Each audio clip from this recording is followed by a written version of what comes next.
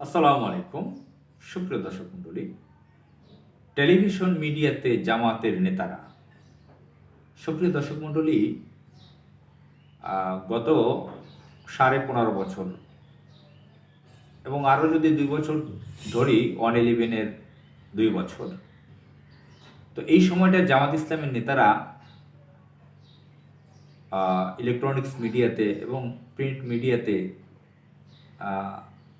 তাদেরকে পজিটিভভাবে উপস্থাপন করা হয়নি, তাদেরকে দাওয়াত করা হয়নি, প্রিন্ট মিডিয়ায় তাদের কথা কোট করা হয়নি, তাদের ভালো কথাগুলো, তাদেরকে নিয়ে ভালো নিউজ হয়নি, তাদের বিভিন্ন ভালো বক্তৃতাগুলো প্রকাশ হয়নি প্রিন্ট মিডিয়াগুলোতে। ইলেকট্রনিক্স মিডিয়ার স্টুডিওতে তাদেরকে ডাকা হয়নি।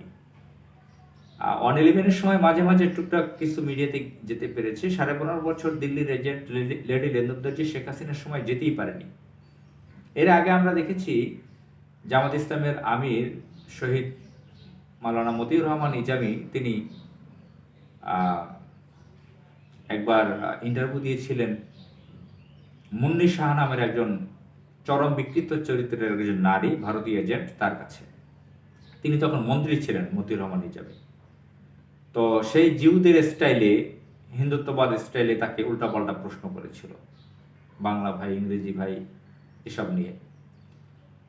আলী আহমদ মোহাম্মদ মুজাহিদ তিনিও ইন্টারভিউ দিয়েছিলেন সাংবাদিকদের কাছে। মাওলানা দেলোয়ার হোসেন সাইদির মতন প্রখ্যাত আলেম, বিখ্যাত আলেম, বিশ্ববিখ্যাত আলেম, তাকে দেখলাম সম্ভবত বিটিভি না কি একটা টেলিভিশন ইলেকট্রনিক্স মিডিয়াতে, খেয়াল আসছে না। তো সেখানে দেখলাম যে তিনি স্টুডিওতে মাওলানা দেলোয়ার হোসেন সাইদি ইন্টারভিউ দিচ্ছেন, একজন নারী তার ইন্টারভিউ নিচ্ছেন, সেই নারী পায়ের উপর পা তুলে বসা। তো মাওলানা দেলোয়ার হোসেন সাইদি ওই নারীর দিকে তাকাননি, তিনি না তাকিয়ে তিনি প্রশ্নের উত্তরগুলো দিয়েছেন। হয়তো না যে সেখানে পারেননি, তিনি তখন পার্লামেন্টিয়ান ছিলেন, সংসদ সদস্য ছিলেন, রাজনীতিবিদ তো ছিলেনই, জামাত ইসলামের নায়েব আমির ছিলেন, যেতে হয়েছিল। আমরা যদি আফগানিস্তানের দিকে তাকাই, আফগানিস্তানে নারী সাংবাদিক কোন এক নারী সাংবাদিক পাশ্চাত্য দেশের, সেখানে তালিবান সরকারের একজন উচ্চপদস্থ ব্যক্তির সরকার প্রধান, রাষ্ট্রপ্রধানের সাক্ষাৎকার নিয়েছেন, সেখানে সেই নারীর দিকে তাকাননি সাংবাদিকের কাছে। এবং অনেক নারী সাংবাদিকদেরকে পাশ্চাত্য দেশে দেখি সেখানে পর্দা করে সেখানে যেতে। তো বাংলাদেশের জামাত ইসলাম একটি ইসলামিক সংগঠন, অর্গানাইজেশন, শুধুমাত্র একটা পলিটিক্যাল পার্টি নয়। তো জামাত ইসলাম নিয়ে বাংলাদেশের মানুষের কাছে অনেক ভালো মেসেজ রয়েছে, অনেক পজিটিভ কথা রয়েছে, আলোচনা রয়েছে। তারা সমাজ রাষ্ট্রে ইসলাম কায়েম করতে চায়। তো মিডিয়াতে, আমাদের বাংলাদেশের মিডিয়াগুলোতে, সারা বিশ্বের মিডিয়াগুলোতে বিভিন্ন নারীদের দেখা যায়, এবং এই নারীদের বড় একটা অংশ তারা বেপর্দা, অর্ধউলঙ্গ অনেকে। আমরা সম্প্রতি দেখতে পাচ্ছি 5 আগস্টে দেশ যখন স্বাধীন হয়, ভারতীয় আধিপত্যবাদ থেকে মুক্ত হয়, তখন জামাত ইসলামের এবং শিবিরের বিভিন্ন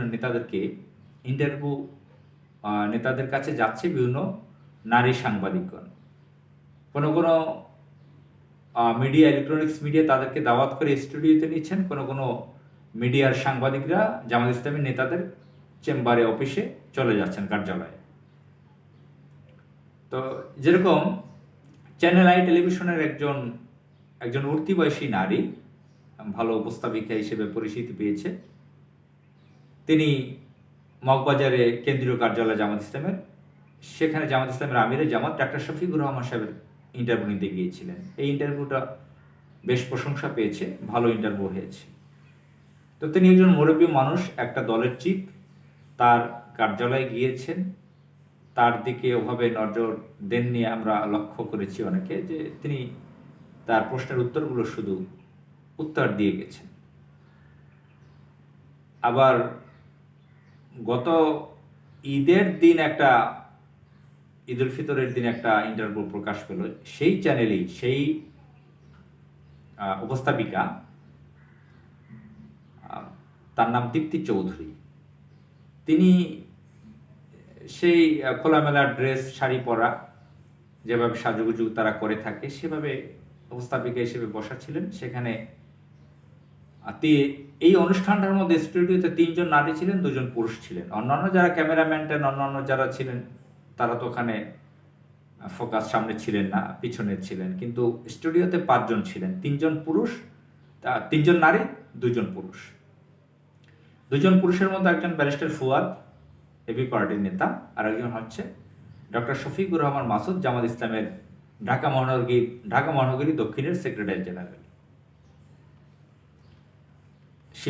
ছাত্র শিবিরের কেন্দ্রীয় সভাপতি ছিলেন এক সময়। এবং তিনি জেল কেটেছেন অনেক বছর। তিনি এই সাক্ষাৎকারে বলেছেন প্রায় 10টি ঈদ করেছেন কারাগারে, ঈদ উল ফিতর, ঈদ উল আজহা সহ। এবং তার উপরে যে নির্যাতন জুলুম হয়েছে সারা আন্তর্জাতিকভাবে অনেকে জানেন। ভয়ানক ধরনের টর্চার করা হয়েছিল। এমনও শোনা গিয়েছিল যে তার লিঙ্গ নষ্ট করে দিয়েছিল। মহান আল্লাহ তাআলা হয়তো তাকে ভালো করে দিয়েছেন। তাকে ইলেকট্রিক শর্ট দিয়ে বিভিন্নভাবে তাকে চরম অত্যাচার নির্যাতন করা হয়েছিল। আমরা শুনতে পেয়েছি, কতটা সত্য জানি না, তবে নির্যাতন যে চরম করেছে সেটা জানি, কিন্তু অঙ্গ প্রত্যঙ্গ কোনটা কিভাবে করেছে এটা আমরা 100% সত্য বলতে পারি না। শুনেছি যে এরকম নির্যাতন করা হয়েছে। তাকে রিমান্ডে দেওয়া হয়েছে শত শত দিন, শত বার। মামলা, ডজন মামলা, এক বিভীষিকাময় পরিস্থিতি আইমা জাহিলিয়াত কায়েম করেছিল। শফিকুল ইসলাম মাসুদ সহ ইসলামী ছাত্র শিবিরের, জামাতের বহু নেতাদের বিরুদ্ধে এরকম অত্যাচারের স্টিম রোলার চালানো হয়েছিল। যাই হোক, এই শফিকুল ইসলাম মাসুদ সম্প্রতি চ্যানেল আইয়ের ঈদ নিয়ে যে একটা অনুষ্ঠান হয় টেলিভিশন চ্যানেলগুলোতে, আমরা ছোটবেলা থেকে দেখে আসছি, বিটিভি থেকে শুরু করে ইটিভি চ্যানেল, এটিএন বাংলা, এই যে প্রাইভেট চ্যানেলগুলো তারাও শুরু করেছে বিটিভির দেখা দেখি। ঈদ কেন্দ্রিক বিশিষ্ট ব্যক্তিদেরকে নিয়ে অনুষ্ঠানগুলো হয়ে থাকে। সেখানে গান গাওয়ায়, পারিবারিক বিভিন্ন কথা বলায়, এগুলো অনেক সিস্টেমই হচ্ছে ইসলাম বিরোধী, মানুষের প্রাইভেসি নষ্ট করা, অশ্লীলতা, বেহায়াপনা। তো এখানে ব্যারিস্টার রুমিন ফারহানা ছিল, ব্যারিস্টার ফুয়াদ ছিল, শফিকুল ইসলাম মাসুদ ছিল, সামান্তা নামের একজন নারী যে সমন্বয়ক হিসেবে পরিচিত, এই যে এনসিপি পার্টির নেত্রী সম্ভবত, তো এরা ছিল। এখানে দেখা গেছে শফিকুল ইসলাম মাসুদকে গান বা কবিতা বলতে বলা হয়েছিল সম্ভবত। আমি যেটা শুনেছি তিনি কবিতা আবৃত্তি করেছেন ফোনে দেখে, মোবাইল ফোনে দেখে সম্ভবত কবি ফরুক আহমদ বা কাজী নজরুল ইসলামের লেখা কবিতা হতে পারে, খেয়াল আসছে না। তো এখানে তার পারিবারিক অনেক কথা, তার কষ্টের কথা, রিমান্ডের কথা, জেলের কথা প্রশ্ন করা হয়েছিল। এখানে ব্যারিস্টার রুমিন ফারহানা হাস্যোজ্জ্বলভাবে, অনেক সময় অভিনয় করতে বলা হয় না, হয়তো বা তাকে ক্যাম্পাসারি করতে, বক্তৃতা করতে বলা হয়েছিল, বা নির্বাচনী প্রচারণা, সেখানে নির্বাচনী প্রচারণা শফিকুল ইসলাম মাসুদের পক্ষে তিনি করেছিলেন। আমার ভাই শফিকুল ইসলাম মাসুদ পিএইচডি ডিগ্রি অর্জন করা, কোট, তাকে ভোট দিবেন, ইত্যাদি ইত্যাদি, কোট। তো এখানে যে অনুষ্ঠানটায় যে আমরা হাস্যরসের পরিস্থিতি দেখেছি, অট্ট হাসি, বিভিন্ন ধরনের আবেগপূর্ণ কথা, রসিকতা, এবং হাতে তালি দেওয়া, এবং এই যে নারীদের যে খোলামেলা পোশাক নিয়ে বসা, বিভিন্ন ধরনের রোমান্টিক আলাপ আলোচনা, এই বিষয়গুলো কনজারভেটিভ যারা আছেন, যারা জামাত ইসলামকে ভালোবাসেন, ইসলামকে ভালোবাসেন, তারা অনেকে এটাকে ইতিবাচক নিতে পারেননি, পজিটিভভাবে নিতে পারেননি। আর বাস্তবে এটা হওয়া উচিত ছিল না। জামাত ইসলামের এই ধরনের একজন নেতা, ঢাকা মহানগরী দক্ষিণের সেক্রেটারি জেনারেল, শিবিরের কেন্দ্রীয় সভাপতি, এ ধরনের নারীরা খোলামেলাভাবে বিভিন্ন রসিকতা করবে, বিভিন্ন ধরনের রোমান্টিক কথাবার্তা বলবে, হাতে তালি দিবে, জোরে অট্ট হাসি দিবে, এই ধরনের অনুষ্ঠানগুলোতে অ্যাভয়েড করার দরকার ছিল। এই বিষয় নিয়ে একটা ফেসবুক স্ট্যাটাস দেখেছি আলী আহমদ মোহাম্মদ মুজাহিদের ছেলে শহীদ আলী আহমদ মোহাম্মদ মুজাহিদ জামাত ইসলামের সেক্রেটারি জেনারেল ছিলেন, মন্ত্রী ছিলেন, তার পুত্র। তিনি নাম উল্লেখ না করেই একটা স্ট্যাটাস দিয়েছেন। বুঝতে পেরেছি যে ওই অনুষ্ঠানটা নিয়ে হবে। খুব ভালো, আমার কাছে, আমি লাইক দিয়েছি, এটা পছন্দ হয়েছে। তো জামাত ইসলামের নেতাদের এই ব্যাপারে সতর্ক থাকা দরকার। ইসলাম বিরোধী শক্তি একসময় যারা জিউদের ক্যারেক্টারে নেয়, তারা হয়তো এইগুলো কাটপিস করে এটার সাথে আরো কিছু যুক্ত করে প্রোপাগান্ডা ছড়াবে যে জামাত ইসলামের নেতারা কত ভালো, দেখো তারা কিভাবে নারীদের সাথে মিলে যায়, অবাধ মেলামেশা তাদের নারীদের সাথে। তো এই ব্যাপারটা সাবধানতা অবলম্বন করা দরকার। নারীরা সাংবাদিকতায় আছে, উপস্থাপনায় আছে, সঞ্চালক হিসেবে আছে, যেতে হবে, আসবে। একদম যেটা না পারলে, অ্যাভয়েড করলে না হয় সেটা দেখতে হবে। কোনো জরুরি ছাড়া, জরুরি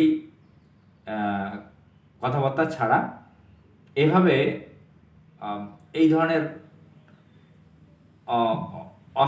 এটা এক ধরনের অশ্লীলতার পার্টও। এই ধরনের অট্টহাসির মতো, নারীদের মতো না যাওয়াটাই বেটার, উত্তম। খুব সাবধানতা অবলম্বন করা দরকার। অনুষ্ঠানে যখন দাওয়াত করা হয় তখন জেনে নেওয়া যেতে পারে যে এখানে গেস্ট কারা কারা থাকবে। এগুলো তো বোঝা, বাংলাদেশে কোন কোন অনুষ্ঠান কিভাবে সার্ভ করে, অনেক কিছু আজ করতে পারা যায়। তারপর জেনে নেওয়া দরকার যে কে কে অনুষ্ঠানে থাকবে, এগুলো বুঝে যাওয়া দরকার এবং অ্যাভয়েড করা দরকার। আসসালামু আলাইকুম।